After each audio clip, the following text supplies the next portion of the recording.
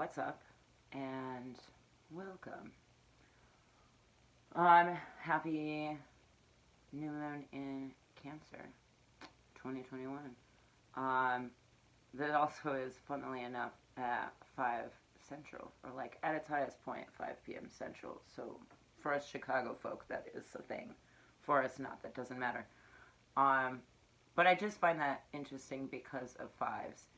And on top of all of the astrology that I talked about last time, what this new moon also comes with is like a very literal hand in hand meeting of Venus and Mars in Leo, which is directly across from Saturn going kind of wild and back and forth, um, and sort of lingering on these places that, at least for me, were profound places of me like facing fears and me like facing lessons and what have you, like wanting to walk straight into the darkness. Um, I feel like that's just kind of like we haven't learned this yet, or like like more opportunities to re-solidify lessons to ourselves. And with this Mars and Venus, it's like stringing together new ideas of creating, new ideas of balancing, new ideas of like what union means. And that's not necessarily just relationships, although that's being redefined altogether as well. Um, but how we see any give and take circumstance of our energy, um, and whatever we do with our creative energy, which is, yes, intimacy and relationships and dating, but also how we spend our time with our families. And whether or not we hate the kids in our family, our relationships with our parents, etc., etc. But also our relationships with our own energy. Um, do we silence ourselves when we need to be heard? Do we force ourselves through when we require some tenderness? And also, like, work. I totally say that all the time. That, like, I mean, your work is kind of is a relationship in and of itself as well. Um, we have just been conditioned to think there is one type of love, and it's like POV or P and V, which isn't the case at all. Is a weird fallacy. Um, I think there's maybe a new stringing together of boldness, but also that goes hand in hand with insecurity. Period. Sometimes the things we are more bold about are the things we are specifically insecure very much about, or like it's almost like it's the counterintuitive like medicine for it, which sometimes it is. Uh, but are we stringing that together in a way that we can actually imagine, or like holding ourselves back? And I say that because and this is maybe just me personally. I mean, it is just me personally because like in everything in conjunction with my chart very much just looks like the ends of a web like about to be thread, um which I've seen in meditation before. And it's like seeing strings of light as if they were constant moments of time, and where you find like the roundness in shoulders and cheekbones is where time bends. And in meditation I saw like all of this light come through, and it like was just strings, but at the same time, um, when I tried to remember how it felt, it formed something. But when I tried to remember what it looked like, all I could remember was the lines. Um, and so I think that has a lot to do with now. Is, the depth of perception and how we string this together, and the possibilities that we even consider, like, were these strings of light somebody actually sitting next to me, or in my meditation, Or was it just that I allowed myself to perceive that possibility? In which case it created something profound. And that is exactly what we perhaps are being called to do in many areas of our life. Is my 2 cents. Okay, so with that, let's pull some motherfucking cards and see what they have to say.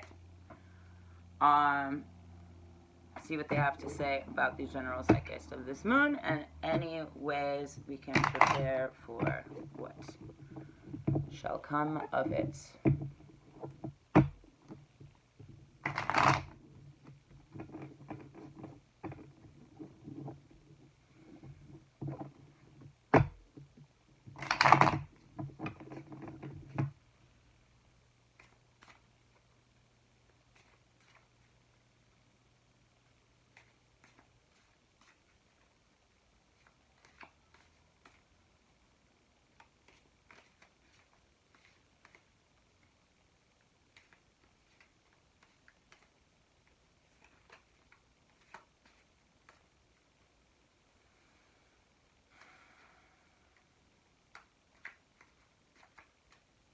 I know it's like Cancer season and whatever, but like everything just feels very sticky and like moist. I'm gonna hit this before we breathe.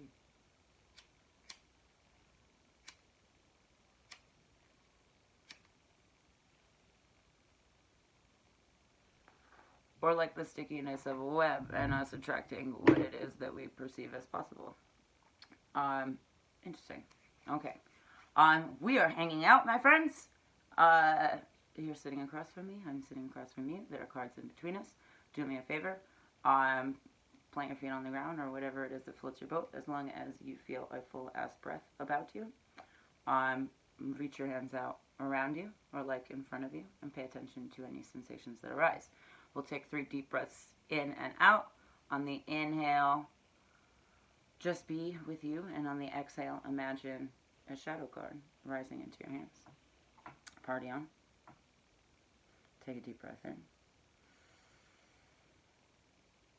And exhale. Deep breath in. And exhale, shadow card, all of your answers. Deep breath in. And exhale, shadow card. I feel like somebody's playing with my hair. Interesting. But also general Saturn energy within like palmistry in my fingers. And it was funny, there was almost like this tweak. Like they wanted to come together, and then there was this tweak in my very active principle energetic current, which I can't say enough, like tweaking our perception for possibility. I've said that quite a few times already. Bear with me.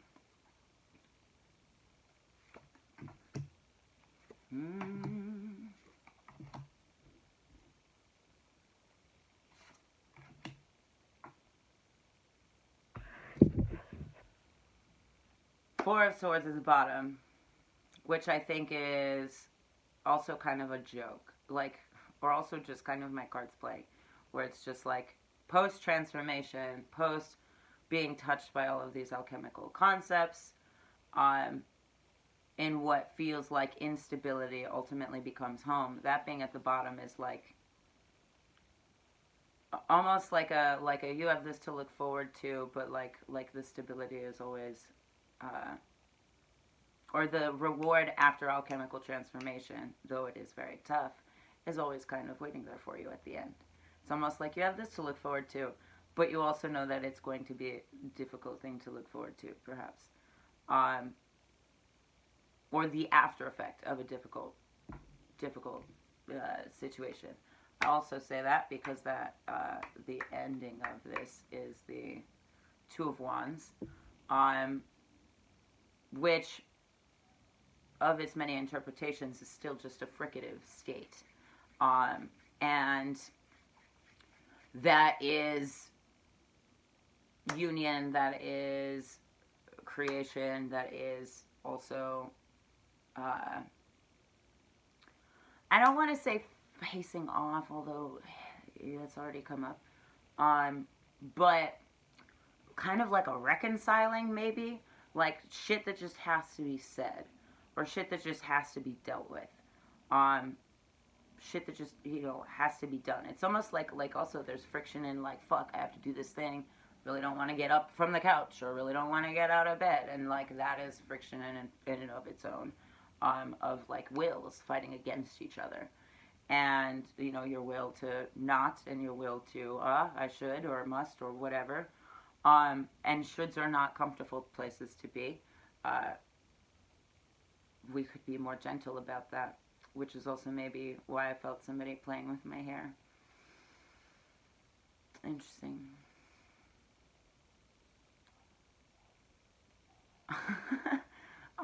The Ten of Wands is the middle, which we have this numerical jump with this 2 of 10, 2 and 10. 2 of 10, interesting. It's pressure and also having a lot of excess energy that we don't know what to do with. And that's often where we find ourselves doing things that are cruel or mean to other people because we're not thinking about it, because it's just excess and we just want to get rid of. Those kind of interactions are a disservice to the Two of Wands, because the Two of Wands characters are eye to eye. If the Ten of Wands is just projecting all of this energy, like, that's not eye to eye or fair. That's like ganging up on somebody, I suppose, rather than like fair fight with, each has their staff of belief, their staff of energy, like, and focused within that. And maybe that has nothing to do with anybody but you. And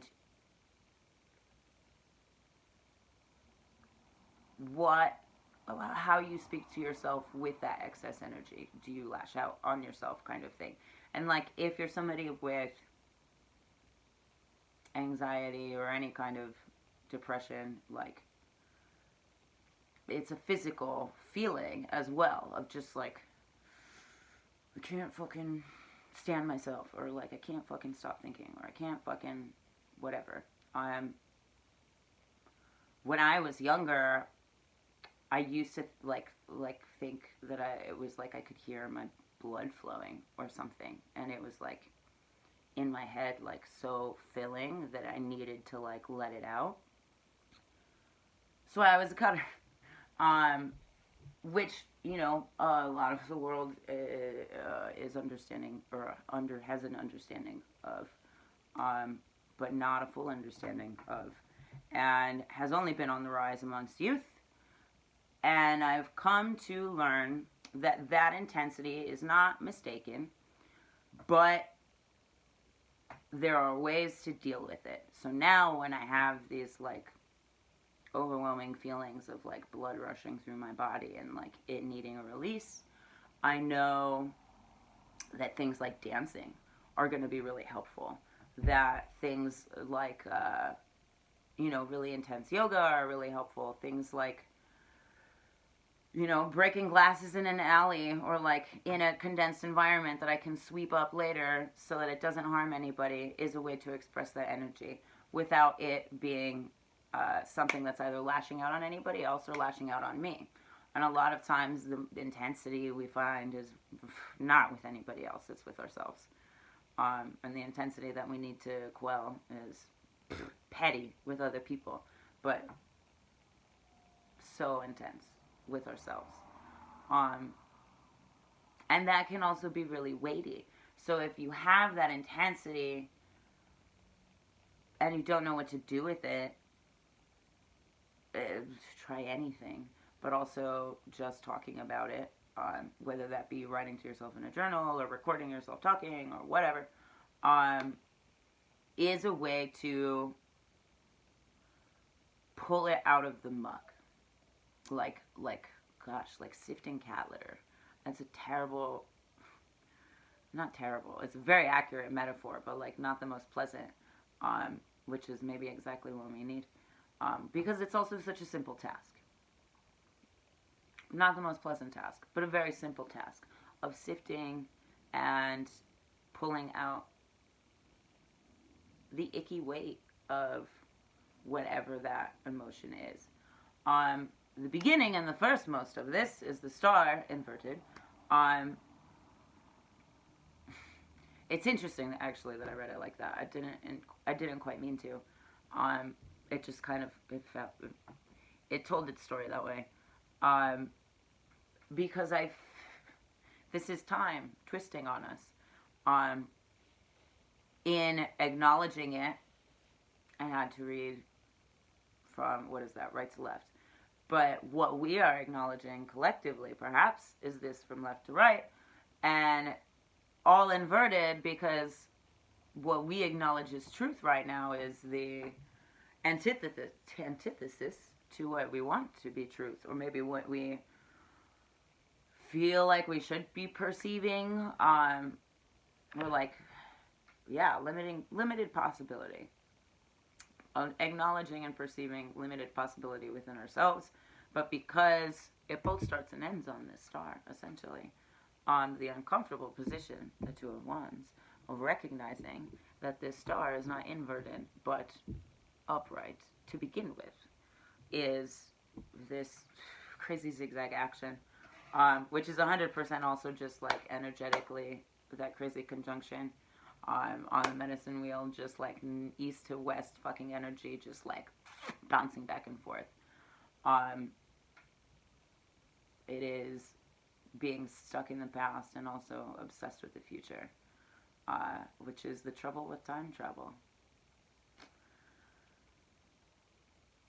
And the star is asking you to see its brightness as it is, and understand the power in that, and because understanding the power in that also allows you to pour out and nourish the ground around you, which kind of again pulls us back to that Four of Swords and the life that actually surrounds that circle of protection underneath the moon that this character has. The star very magically is about making of your will and having everything you've dreamed of and being everything you've dreamed of.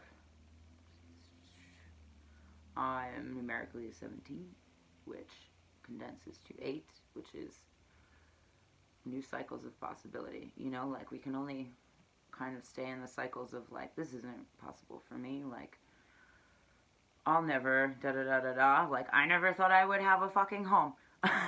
And, you know, and then I somehow found myself manifesting a cycle of, or conjuring a cycle, and nurturing a cycle of not only cultivating home for me, but peace and safety and creativity for anybody in my vicinity, anybody in my space.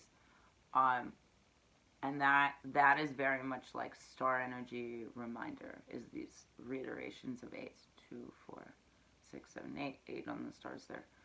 Reiterations of 8s as the magic around us. Like you are constantly creating. Just like dogs are constantly learning. Like we think they're fucking stupid, but this is why dogs are poorly trained, because we think they're fucking stupid and fail to recognize that they're constantly learning from us. So, like, if you don't keep up with their training or you're not consistent with it, it goes to shit. Same thing with us. Absolutely same thing with us. If you are not consistent with yourself, it's not going to pick up momentum. And the things that you are consistent with, you know, the negative self-talk, the going back on your word, the whatever the fuck it may be, that you don't want it to be, is a pattern that persists. And thus we create our own reality. And thus we reestablish our connections on the quantum web of life, and that becomes sticky. Whether that's attracting the kind of stickiness we want, or the things that we want to stick to us, or whether that is attracting shit that we don't want to stick to us, shit that we don't want to repeat cycles in. And that's not to say that, like, oh, you're only attracting your negative shit, like it's all your fault. But that is to say that when that happens, we have an opportunity to deal with it when it happens in a new way, which is ultimately a new cycle, period. And it's much more easy, I think, to digest it in that way, where it's like every time's a new opportunity. That's kind of what they tell you about addiction, is just take it a fucking day at a time. And like, we're all addicts to something. Our phones is the most addictive thing,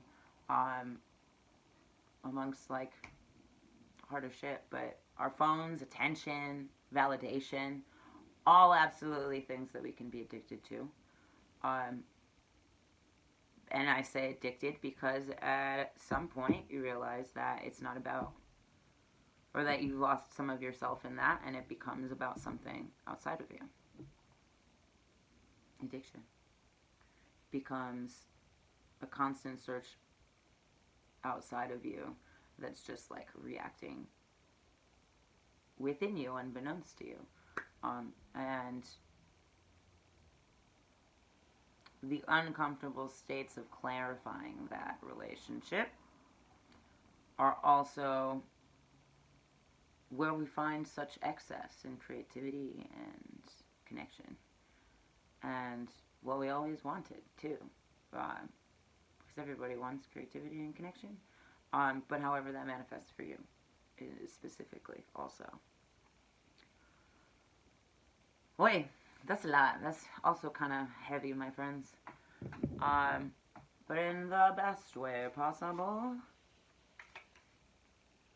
Let's see what the numbers have to say.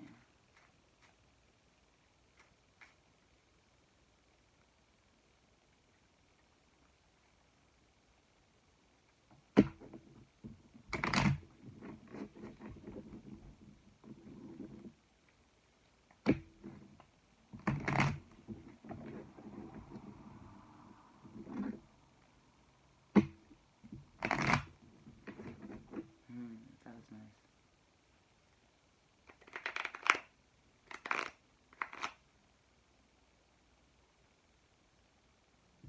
Okay. I'm gonna hit this first. So get comfortable for our breathing, my friend.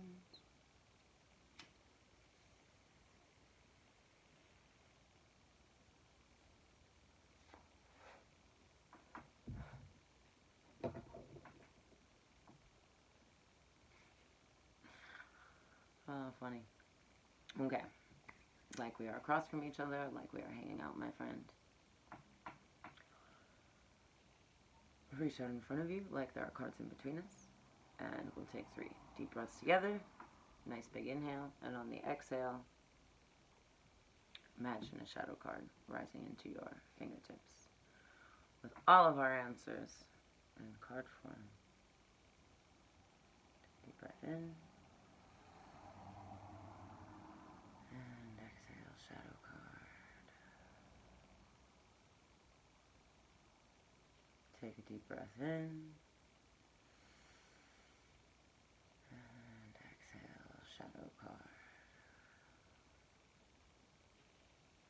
Last breath, my friend.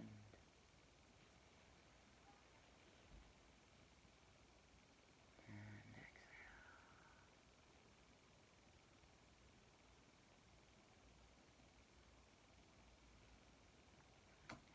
Interesting. What a drifting state, as opposed to the like rigidity as that clicked last time. More like a drift, like the wind just carried the pollen on my hands slightly askew. These 8s, these crazy 8s. 8, 7, 6, 6.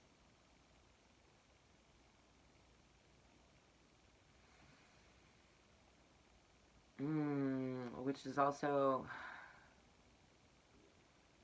I said reconciling earlier, but God, was it in music when like you come back to like middle C or whatever it is you're fucking working with? Um, I can't think of the word. I think it's something with R though. But there's a reconnection in this cycle. Um, and it starts with eights. So it's understanding this cycle and then this sort of, reconciling and re-meeting and how that finds stability again. Because I don't know shit about music, but like when you have that repetition is also when other people know to join you because you've maintained this key or you've maintained this phrase or whatever. And then people are like, now I can come in and like throw down on my whatever addition to this. So the irony of like this time of connection is there's so much inconsistency too that like musically nobody would know when to actually join. There's disharmony in that. This, however, is showing us the opposite of that and how this uncomfortable too, which is maybe the nerves of starting a new cycle, the nerves of like pre-performance, leading to this eight of diamonds, this literal, tangible, glistening connection or consistency, a repetition of. This is where somebody knows to join. This is where, the universe understands that you have been putting out this frequency and you start to see little things kind of reiterate that for you. Or this is where somebody understands your needs and your needs are met. And sometimes, most of the time, that's fucking you, my friend. And like, maybe some shit happens and you're like, oh wow, I don't need to do that anymore. I don't need to be in those situations anymore. And this is what I need to do for myself instead. Or however that manifests for you. But that kind of situation, I vibe with. 7 of clubs is also... It's also kind of like, is a reiterating wands energy. So we have this intense 10 that's upright is also bearing, but it's like, it's a bearing or a projection. And the 7 is like, it's more about, like there's never too much or not enough. It's more about like, just taking what you need, and staying excited and staying like bewildered by all of the possibilities. Not bewildered, that's a negative thing. But like, like your first time at fucking Disneyland where everything's fucking shiny. Not that I've ever been to Disneyland, but kind of like that's the meeting in the middle. That's the stability after this sort of like astrological time period of like back and forth energy. Is understanding that it's neither too much or not enough. It is exactly what you wanted. And exactly what you needed. That's why we go shopping. That's why I say that, because that's this fucking card. That's why we go to get shit. And sometimes you treat yourself. But it's never too much, and it's not, and you don't come home with not enough. Because that's why that was your endeavor in the first place. Whereas, like, the 10 of Wands inverted is very much like, I can't go shopping, I don't have the money, or, like, getting what you want and then, like, hating yourself for it because you shouldn't have gotten it. You don't deserve it. Da-da-da-da-da. Whatever it is that fucking ruins your ice cream cone is what that is talking about. And to enjoy that, because taking only what you need or having only what you need is the opposite of, is not operating in lack or operating in need or like neediness. It's actually very at peace, and it's very like just I don't want to say more romanticized, but it's like a spa day feeling of just, guilt free, acknowledging yourself for what you are and again, what you need. And seeing that those needs can be met. Um, Again, whether that just be you and being like, I can't do this anymore, but I'm going to take a really nice bath instead. And understanding, like, oh, that is exactly the ticket for when I feel this kind of thing. Or maybe it's like, you know, actually going out and doing, like, taking a class or whatever, going to the park, whatever it is. Honestly, super underrated. When you're having a bad day, go for a fucking walk and go sit down on a fucking tree stump. It is great. I promise. The Six of Diamonds follows that, which is also inverted.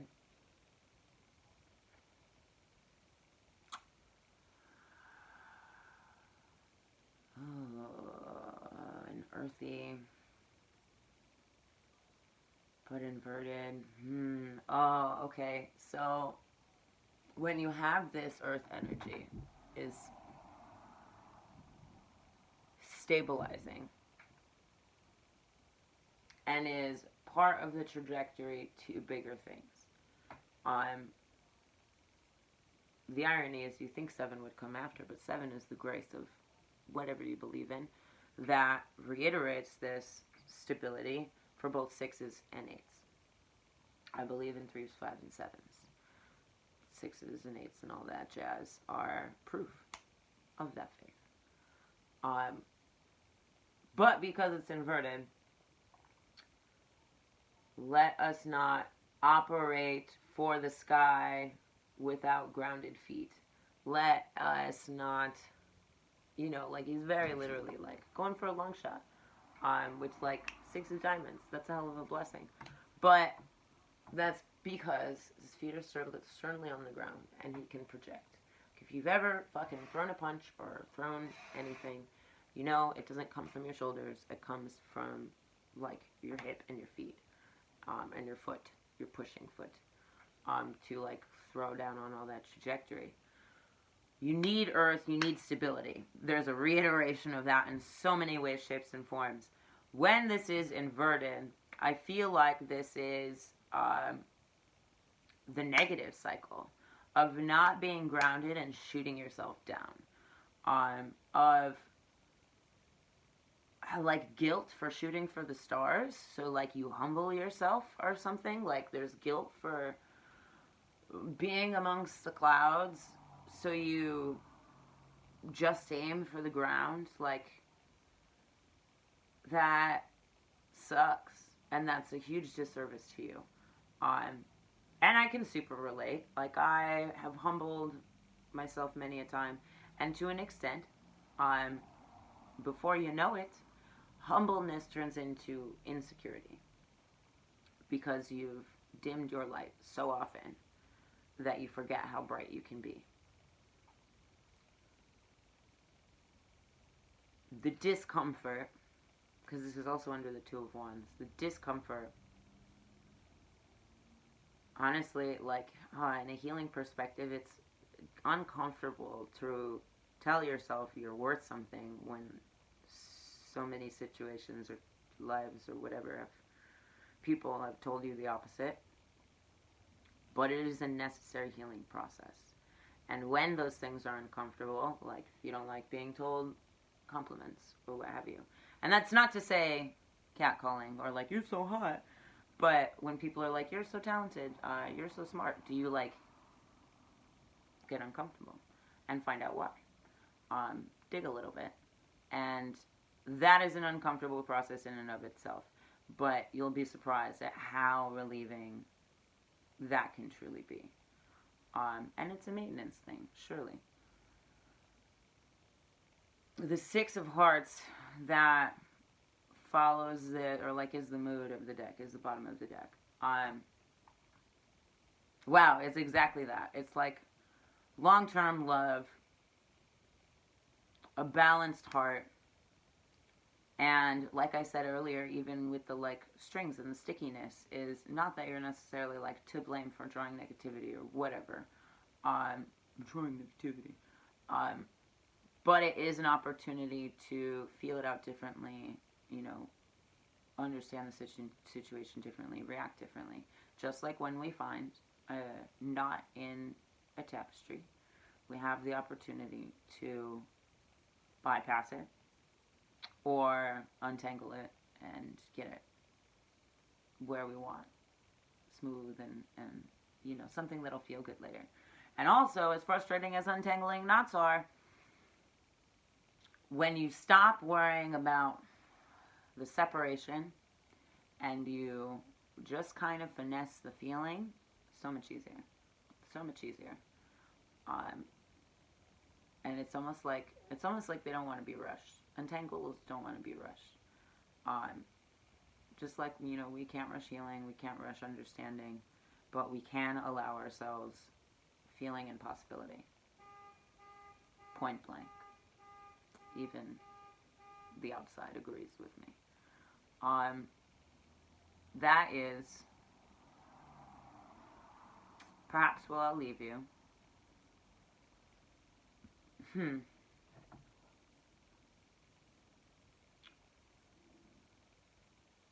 Yeah. I will say with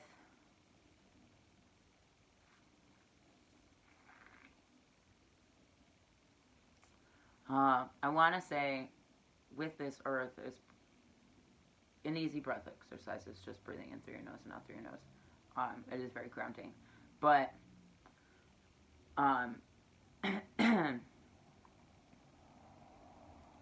but beyond that, if there's release that needs to happen or cooling that needs to happen,